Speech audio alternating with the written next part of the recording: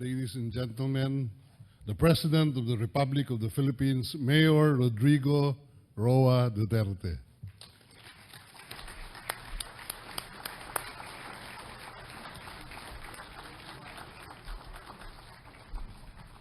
Kindly sit. Salamat po. I'm sorry I was late. I was presiding over the turnover of the Office of the Chief of Staff for the Armed Forces of the Philippines. May bago hong ano tayo. It's General Anyo. Kasi dalawa yun silang contender kasi. I chose Anyo because of the seniority.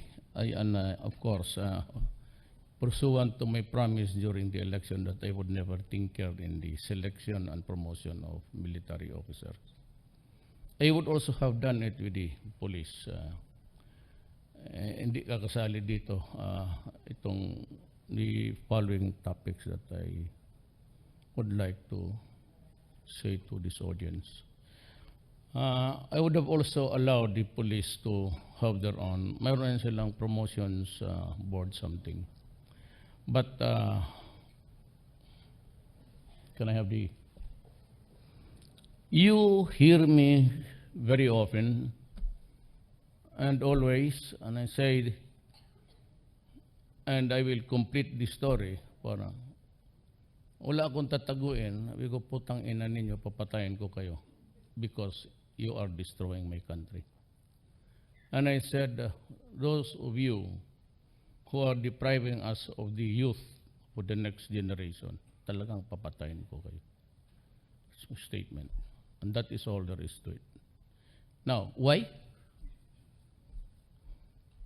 Here is all there is to it.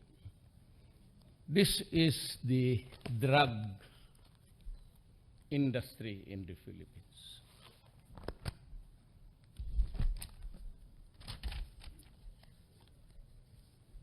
Mga litrato nila, yung ibang ex-patay na yan, ito si Loot and some police generals.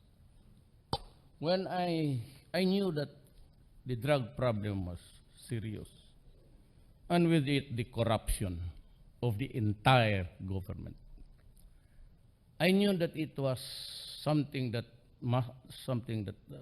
drastic must be done. And I had my own way of enforcing what I took to be something very serious. Nung na-presidente ako at ginusto ko ng malaman ang lahat, and with the few, alam mo na how it is played, ginamit ko ang pagka-presidente ko, sabi ko, ibigay ninyo lahat sa akin. Do not fool me. Do not try to. Sabi ko, magpapatayat. Huwag niyo akong bulahin.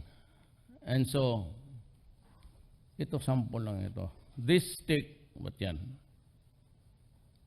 Region 1. Ayan, kalagay lahat yan. Puro pangalan yan. There are 5,000 of them. Who are they? Some governors, some mayors,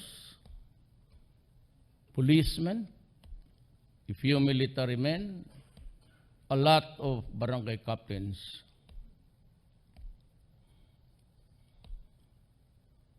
And the drug lords. Yung mga in-check.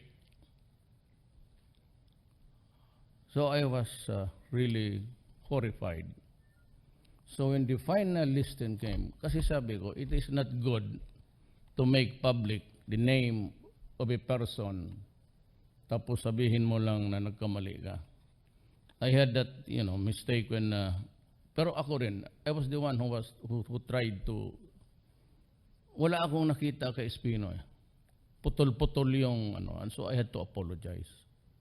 Then I had it validated, revalidated, hanggang ngayon. Nakakatuyo ng bahib ito. It's 4,000 personalities.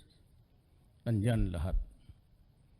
the Maote rebel movement in Lanao and even in Mindanao, with the exception of the MI and the MN, almost all of them extremists, are driving their movements sa Cebu. There are a lot of laboratories in the mountains between Dato Piang and Buldon. And I just, after the ceremonies kanina, nagpapalitan sila ng pwesto, we had a command conference and I gave the instructions. We have to invest here lives. We have to invest money. We have to invest armaments. And we have to invest in everything that will suppress itong extremism. Because ang extremism sa Mindanao, ang gasolina nila ang Cebu. That is why Mindanao, Cagayan de Oro, hindi na siguro nila alam, sa galit ko, ganun sinabi ko. Ba't sino namang hindi magalit? At saka sabi ko, why would it be wrong to say that if you destroy my country, I will kill you? And if you deprive us, the parents of our children, wala namang mayaman sa atin dito, talaga na malaki ang bahay namin. Puro tayo mahirap. Kaya tayo nagtatrabaho eh. Titiis lang na nga sa gobyerno, kayo lang inabutan natin. But sino bang magbibigay ng medisina sa atin when we grow old? Who will dip the lugaw to your mouth? Kung puro ugok na lahat na ito. Remember, General Santiago Padilla, 2 years or 3 years ago, gave us a figure of 3 million addicts. And he said, noon 92 barangays of Metro Manila. Then he went further by saying that 92% of the barangays in the Philippines were already contaminated. That was the red flag actually. Wala itong kasali sa akin. Because yung sinabi ko na mag-surrender kayo, kung hindi papatayin ko talaga kayo. So everybody lined up doon sa ano. What did I do? I deprived them of their might. And what is it? It's really the warlord style. If you're a mayor, you strut around with so many guns, so many bodyguards. Then you are into Cebu. And for those policemen of yours who resisted the temptation to be there, papatayin mo. A lot of those guys killed so many people along the way just to protect and continue with their business. Do not be sorry for them. It's not needed. They've got enough blood.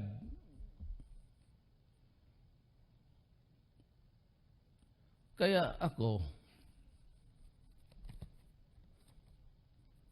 I gave a copy to Congress, si Senate President, pati si Speaker. Why? Hindi ko kaya. Puro matay abogado na.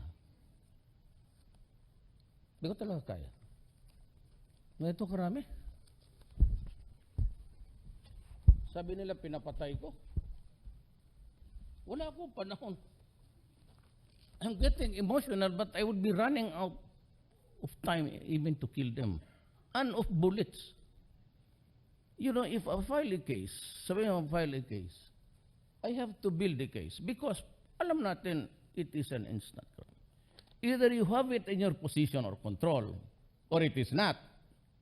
Then if it is not, kagaya na itong si Albuera, and he says it was not his. Pero galing siya doon, and his house was full of drugs. Alam mo, if there is one thing na hindi ko matanggap, tangina, wag mo akong lukuhin. Do not come in front of me and pleading na, sir, wag kang maniwala niyan. When all alone, you start selling and you never stop. Hindi ko matanggap yan. Sa totoo lang. Pareho tayo maging kriminal. Do not. Paano? Mabutit na lang there's a good soul amongst the Chinese investors that would come in. He decided not to invest, but to put his money to finance the biggest 10,000 persons facility. Otherwise, wala talaga akong magawa. Itong mga all, the bleeding hearts, itong Amerikano. And they reprimand me as if I am their lucky. So, Mayor Duterte calling for investigation before the International Criminal Court. Fine, go ahead. Sabi, wala akong pakialam dyan. Go ahead. Now, it turns out that they are not even a signatory to that convention. Gago ang mga... Even the EU. Sabi ko, kayo. So, despite the protestations of Obama, picturing the Philippines, well, of course, including me, to be murderers and everything. Here comes Trump. So we had a talk. And I said, Mr. President, it's evening here. Good evening. Oh, President Duterte, you should fix our bad relations. It needs a lot of, you just set something good here. And you're doing great. I know what's you worry about these Americans criticizing you. You're doing good. Go ahead. I had this problem in the border of Mexico and America, and this goddamn shit guy. So ngayon, kung makinig ka kay Ram magsalita sa akin, naging santo ako. Doon sa isang administrasyon, well, ganoon lang. Pero the bottom line, salamat.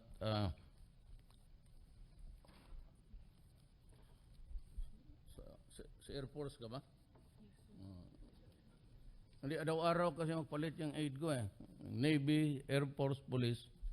Tungan sa... Ang plano ko is mag-resign lang siguro ako. Yung mga yellow dyan, nagde-demonstrate kayo, hindi kayo. Kayo nang hindi kayo. You want me out because you cannot accept defeat. Pero yung masabi mong yung left, they would never even allow me to step down 2 steps to the ground. Yung mga komunista, yung NPA, puro Duterte yan. Tira mo balang araw, sila yung, ito politika to. Just wanted me out. Kasi yung, siyempre, yung Vice President. O di kayo, you had your chance. When did the drug industry blossom? With that thickness. Of course, I cannot prove my case beyond reasonable doubt. I know that. I've been a prosecutor for years. But to build a case just like one, we have to assign about 4 or 5 operatives. We do not have the money, and we do not have the manpower. That's why I had to declare a state of lawlessness to justify the entry of the military to do police work and to be of assistance to the police. Kulang talaga ng tao. At saan ba yung papel na namatay? Oh, gago na to. Yung ilan yung patay. Kung extrajudicial killing, I'd give you a rundown of how many soldiers have lost so far and policemen. Kita niyo, araw-araw lumilipad ako doon sa inyo namatay to show solidarity with the people and of course with the police. Araw-araw namamatayan ako ng pulis, 2, 3. Nga itong araw ako sigurado may patay na naman. Wag na lang, Bong. Maggulat pa yan sila. Okay.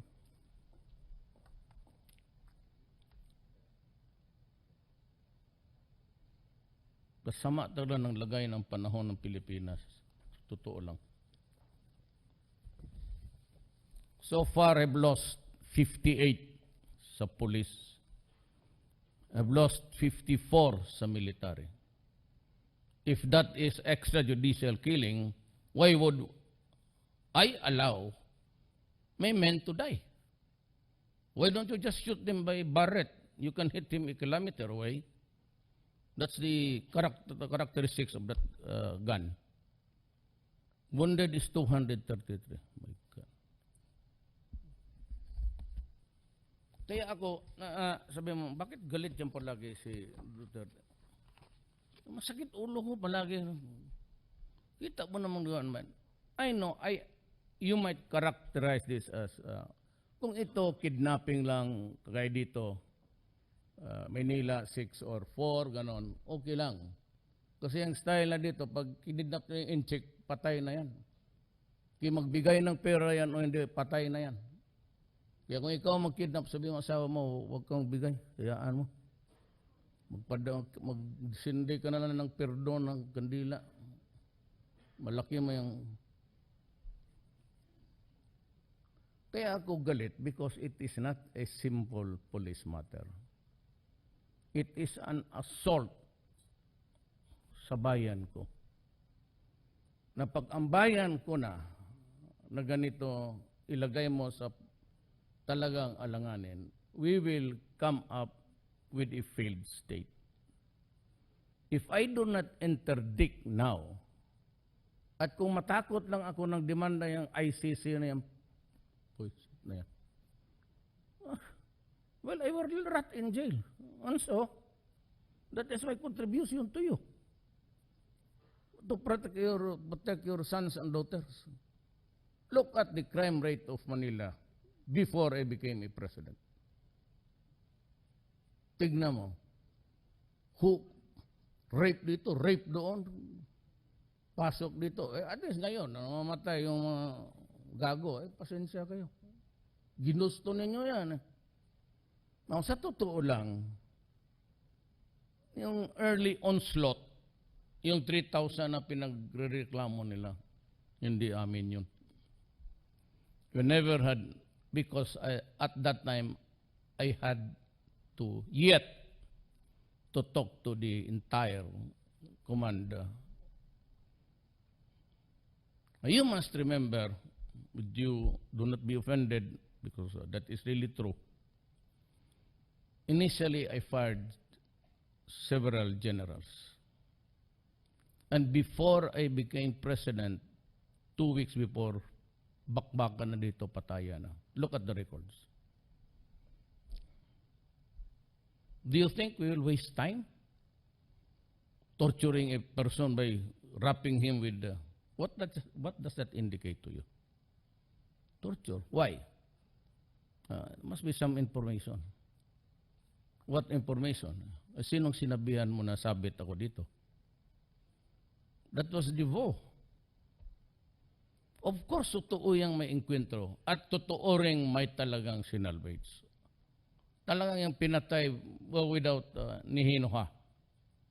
But kung sabihin mo ang order ko sa police, nandyan yan sila, na you shoot the idiot kneeling down with his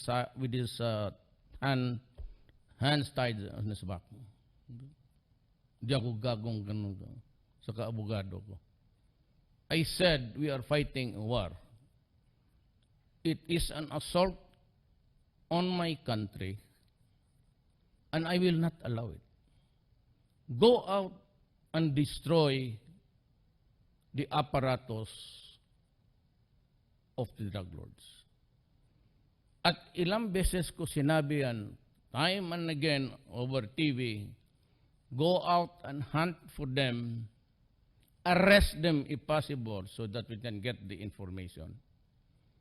But if they present a violent resistance using now the book and you feel that your life is in jeopardy, shoot him dead. That's my order. At totoo yan.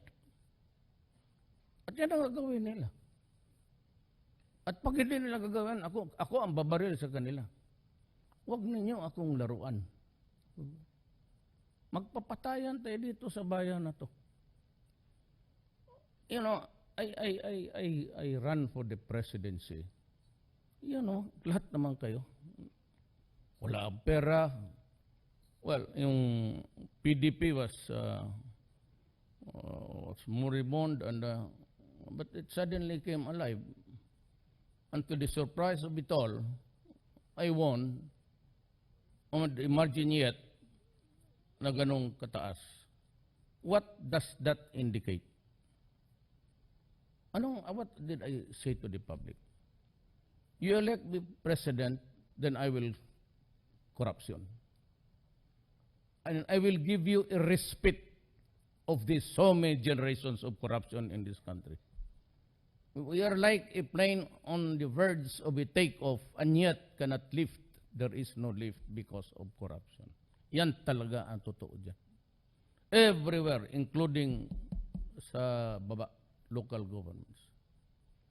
Yang mga, for example, in the islands of down south, ayoko na lang kasi baka magbala yung mga gag. Tignan mo sa mapa ang highway crisscrossing. Mga 5 highway may intersection yan. Sa mapa, pati sa papel as certified completed project. Pumunta ka doon, anak ng iting. Isang highway lang sa tabing dagat pa. Kaya itong dito sa Holo, pati Basilan, it will be undertaken by the office of the president. And it will be handled by the military. At ako mismo ang magtingin doon. The hospitals and all. Otherwise, walang dadating doon maganda. I'm not saying, I'm not casting any aspersion on any person. But that's the cold reality. It's either I do not help, I will withhold the money, or help and do it ako na mismo. Ako na mismo mag-supervise. Bigay ko sa engineering battalion. You go to down Sabah. Construct the roads there. Engineering brigades na lang. So may makuha pa ako ng kabutihan. But itong sa drugs, kaya ko binigay sa kanila. And I don't know, maybe he's right or he's right. Kay Bingbong, padala ko sana sa Supreme Court. Tinanong ko si Tony Teo, sabi niya hindi pa. Lagyan ko doon sa is for whatever it is worth to you. But remember that this is not a complaint where I have already the proof beyond reasonable doubt. Kasi sinabi ko lang, kasi marami kayong judges nandyan, anak ng pati prosecutors nandyan. Alam mo, hindi mo matagong korupsyon eh. It will always leak. Kaya ang department ko, sa NEDA noon, it would take you 2 to 3 years to get your papers released. Noon. Ngayon, 1 month. Kay Billy Dulay, sabi niya, 3 days. Lusot.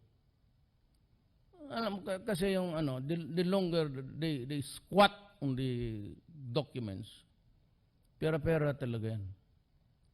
So, ang needs to be corrected is down. Dito, wala kayong problema. I can assure you, there will be no corruption. Pagka meron, isali kita na, I will suspect that you are a drug lord.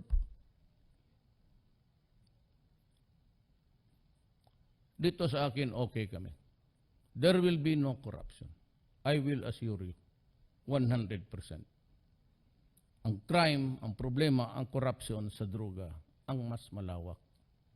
And mas a threat really to the very existence Now, why do you say that you want, instead of bringing him to justice, bulahin ng gano'n?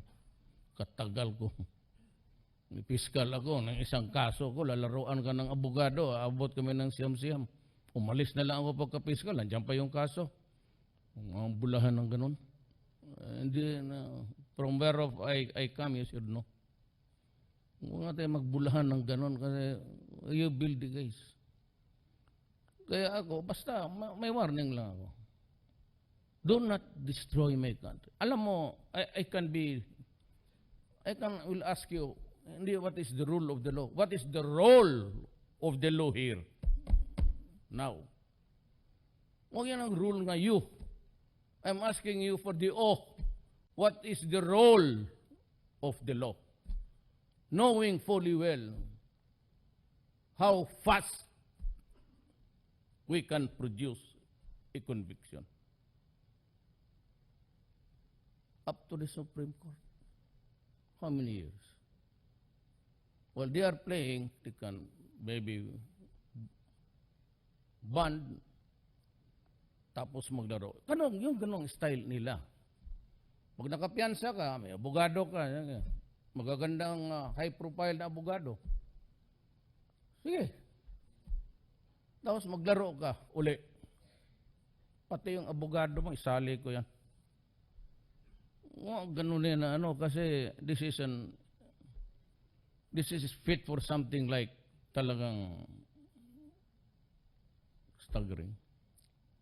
And it would do well to thought everybody's listening, this is televised national. You would do well to stop. Or kayo yung mga may tama na.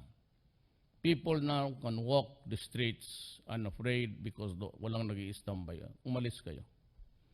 You go back to your house, bumalik kayo sa bahay ninyo, tapos pumasok kayo sa kwarto, ilock ninyo sarili ninyo. Huwag kayong magpakita-pakita sa labas. Dadamputin ko kay yawa. Ngayon, wala akong choice eh. The choice is martial law or what. I'm not into it. That's enough that there is that state of lawlessness. And even with the fighting now kita mo pati yung if that is not rebellion, what is it? Sumabog yung harap ng Ateneo, killing how many? Ilang beses nangyari yan? Sa Davao, wala. We just clean the place, clean it up, then business again.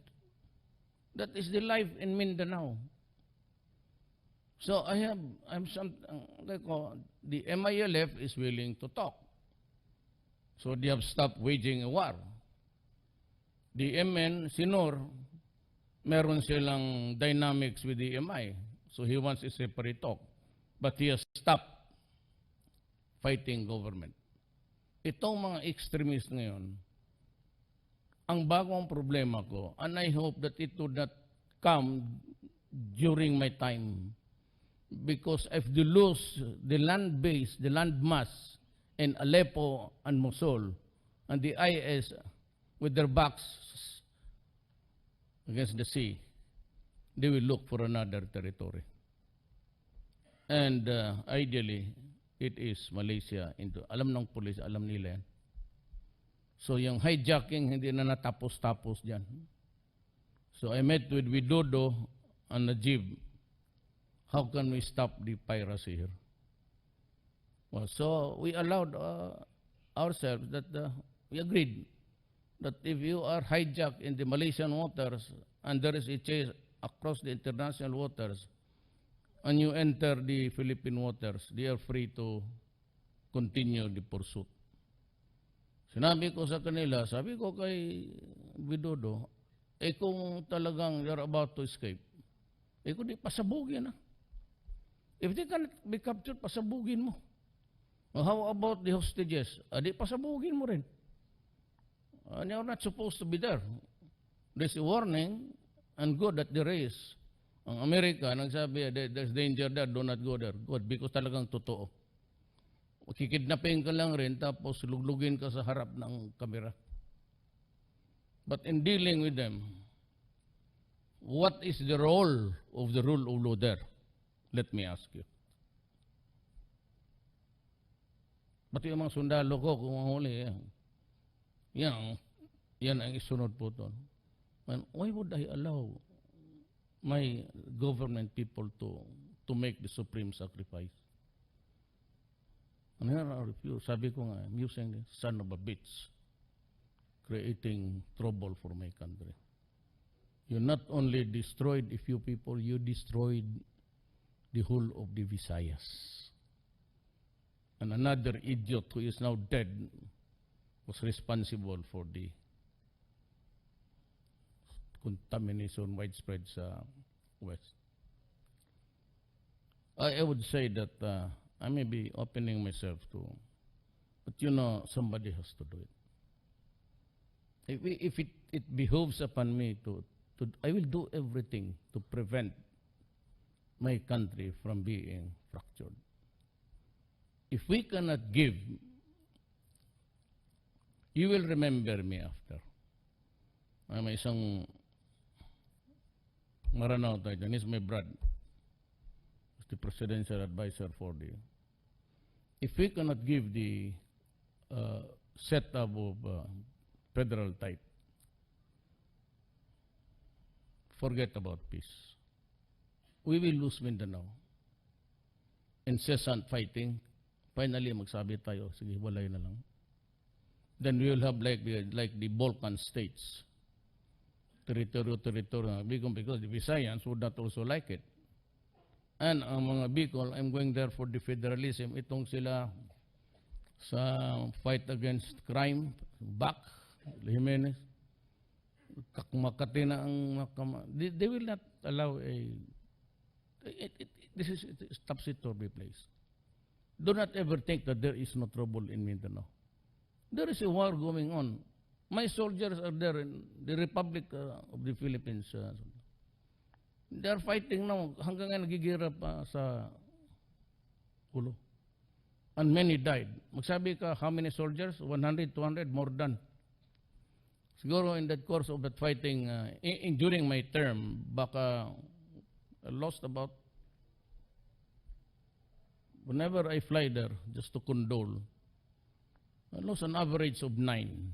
The last time was 9. Yung mga scout rangers na, because we are afraid of the fighting with the communists. I thank God that they agreed to talk sa Oslo about peace. So we seized the moment. Baka sakali I can hack it. So kung okay ang Communist Party, and we have a large grouping there as a cabinet. And you should see when they clash with the rightist and the, sabi ko yung mga CIA dyan sa kabinete. Alam ninyo kung sino yan. One even talks like an American. Mr. President, I would like to report that during my talks in Washington, D.C., I had a chance to talk to Senator. Oh, okay. Kung marunong ito magsalita ng Amerikano.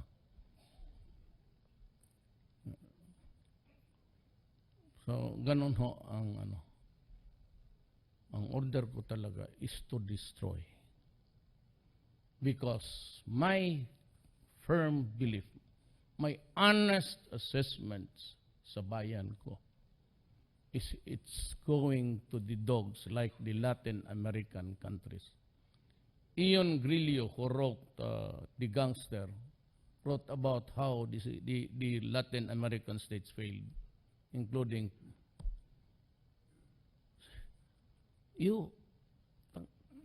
gusto ko batukan. Human rights. You want me to go to jail for human rights? When you, as a matter of fact, invaded Panama and seated the president, placed him in jail until now, no trial. Noriega. Why? Because they were feeding the drugs doon sa... Na ang problema nila ngayon, I was talking to... Kasi I received their new ambassador. Yung Koreano. Nandoon din yun, the same group yung mga gagong CIA dyan. Sabi ko, you know, you imported so many Filipinos. Karamihan dito yung mga anak ng mayaman makaatraso, and even the policemen. Itong mga gagong to, they'd go to America. Sali ang tigas-tigas doon sa... Sabi ko, you imported so many Filipinos. You have now a problem. Because yung cocaine, pati heroin, comes from Colombia and the Bolivia. But itong shabu, niluluto lang ito sa likod ng bahay. Magpa-barbecue ka lang dyan. Shabu, when cooking shabu, it smells like a wire that's burning. Ayaw ko kung tapos may amoy. Yun ang amoy ng shabu. Ngayon, problema nila yan. So, dumating na sa kanila. Mamili ka kasi. You want to be an Obama? Then suffer the consequences. You choose Trump? Alam naman ninyo si Trump. Pero at least kaibigan ko. So they are doing all right. Do not mind them. At sinabi pa, may sinabi yung international network, yung malaban sa kanya. And I had never media. No media supported me, and I did it on my own. Yes. That's why I'm very impressed with you, Mr. President. Oh, yes. When you come to Washington, D.C. or New York City, look me up and I will have coffee. Maybe you can give me a suggestion, one or two, how to solve this goddamn bullshit, son of a bitch. Pero ako, magprangka ako, kababayan man tayo. Hindi na ninyo ako matakot dyan sa mga International Court of Justice. That's bullshit too. May trabaho ako. I take it as an onslaught, as a plunder in my country. You took the advantage of the frailty of so many people, especially the young. You made them crazy. In numbers, to the millions. What do you think will be my reaction? Pag pinag-usapan na natin ang bayan, pag nagwala ako, tumabi na lang kayo dyan. Sa totoo lang, rule of law. But what is the role of the law there? Ano nang laro ng batas nito kung ganun? Pati yung mga anak mo, talagang magpatayan tayo. You know, that is self-preservation of the Filipino race. 4 million, you add another 4. Maybe 8, you add another 4. Kung pagkatapos ng, they would be back in vengeance. Maybe if I lose, I'm ousted. Ganito yan eh. Kaya sabi ko sa mga ugok, huwag ninyo akong takutin. My presidency has something to do with destiny. I am sure it was God who placed me there. Because mismo sa Luzon, Luzon, isa lang siya, wala akong barangay captain, wala akong congressman isa. In the Visayas where I come from Cebu sa tatay ko, even sa hometown sa Danao, mga Duranos, my cousins, were for another candidate. In Cebu City, wala talaga ako na isa. And yet, I won by 2 million. Kaya sabi, saan ito galing? Sabi ko sa asawa ko, pag sabi nanalo ako, ginising ako ng asawa, sabi niya, nanalo ka. Sabi ko, ilan? Sabi niya, 4 million. Sabi ko, kindly, let's talk about this thing. Hindi ako makapaniwala. Sabi niya, Diyos na yan, maybe He has a role for you. Siguro may purpose ka ng, sabi ko, sa totoo lang rin ha. Walang, kung hindi ako naging presidente, alam ninyo yan. Alam ninyo yan. Kung hindi ako ang naging presidente. Now, I get ousted, impeached, fine, I'll step down. I will be assassinated, they blow up my, fine. So be it. Why? Because that is part of my destiny. God says that you will be president. You'll stay there for just 6 months, 1 year, and that's it. Maybe just to show to the people of the Philippines that you have a serious problem here. Wala akong illusions diyan sa staying in power. I've been mayor for 23 years. Been a congressman. I've been a vice mayor to my daughter. May kaso pa rin niya siguro, nanuntok eh. Well, so make no mistake about it. Wala akong dyan sa, I'm rubbing my head, it's cold. Wala akong illusions dyan sa president. Basta ako may trabaho. And as I understand it, this is the problem. So lahat kayong mga simple man. It's a very simple formula. You stop or you go out, enjoy your money, no problem. Kayo may tama na, punta kayo sa akin, I will bring you to the biggest facility. It's good for 10,000 people. Kompleto, siya ang magbayad sa doctor, nurses, and all. Truly, a very generous man, a Chinese. So, gano'n. Ngayon, kung kayo, sige pa, hindi mag-imbento yung polis. Hindi mo nawala yan. Ayan, lagyan ka ng sebo. Alam niya, papatayin ko rin siya pag ginawa niyang gano'n. Hindi kita papalusutin. Opresyon. Gano'n na, patayin mo isang tao. Palusutin mo na mag-away kayo ng babae, tapos bigyan mo ng sebo. Malaman ko ng malaman ang totoo. So for the time that I'm here, until I am whatever future holds for me, let us be clear on this. I will do exactly the way I understand the problem, honestly. And I will react to it the way I should. No middle ground. So think that there's something there is broken. So be it. Hayaan ko kung let it flow. Whatever comes to me, I will accept it. But ito bayan ko. Basta ganon ako ganito lang. Mahal ko talaga ang bayan ko. Remember that my mother is Maranao. Ang lolo ko Chinese. Nag-grower lang yan kasi ang kanyang naturalization ng abogado niya, attorney Roa. Despite of my being Mexico, talagang mahal ko ang bayan ko. Do not, or else will go kaput. Salamat po.